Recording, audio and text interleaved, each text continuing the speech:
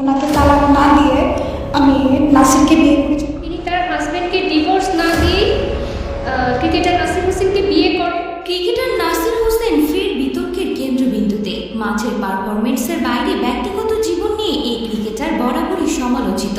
অন্যের স্ত্রীকে ভালোবেসে বিয়ে করে নতুন করে আলোচনা জন্ম দিয়েছেন তিনি, কিন্তু সেই ভালোবাসা এখন আইনি জটিলতায় জর্জরিত।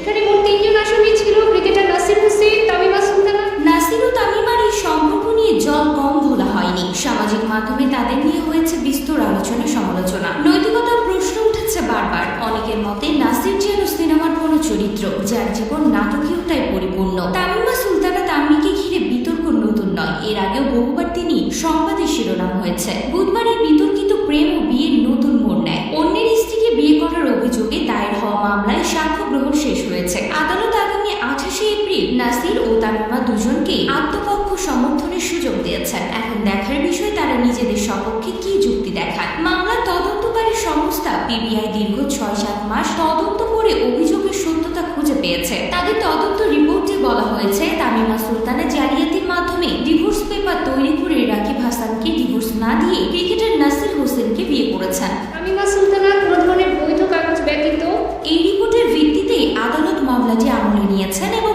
শুনানির জন্য দিন ধার্য করেছেন। মামলার বাদী রাকিব হাসানের আইনজীবী জানান, এ পর্যন্ত 10 জন সাক্ষী আদালতে সাক্ষ্য দিয়েছেন। প্রসঙ্গত, রাকিব হাসান 2021 সালের 24 ফেব্রুয়ারি তামিমাকে তার বৈধ স্ত্রী দাবি করে মামলাটি দায়ের করেন। তিনি জানান, 2011 সালে তাদের বিয়ে হয় এবং তাদের একটি কন্যা সন্তানও রয়েছে। 14 ফেব্রুয়ারি 2021 তারিখে নাসির ও তামিমার বিয়ে ছবি ভাইরাল হওয়ার পরে তিনি ঘটনাটি জানতে পারেন। রাকিবের দাবি, তামিমা তার সাথে বৈবাহিক সম্পর্ক বজায় থাকা সত্ত্বেও নাসিরকে বিয়ে করেছেন, যা ধর্মীয় ও রাষ্ট্রীয় আইনের পরিপন্থী। তিনি আরো অভিযোগ করেন, নাসির প্রলোভন দেখিয়ে তামিমাকে তার কাছ থেকে নিয়ে গেছেন, যা তার এবং সন্তানের জীবনে চরম মানসিক বিপর্যয় ডেকে এনেছে। এখন প্রশ্ন উঠেছে, তামিমা আসলে কার, নাসির হোসেনের নাকি রাকিবের? এটা জানার জন্য আমাদের অপেক্ষা করতে হবে আগামী 28 এপ্রিল পর্যন্ত।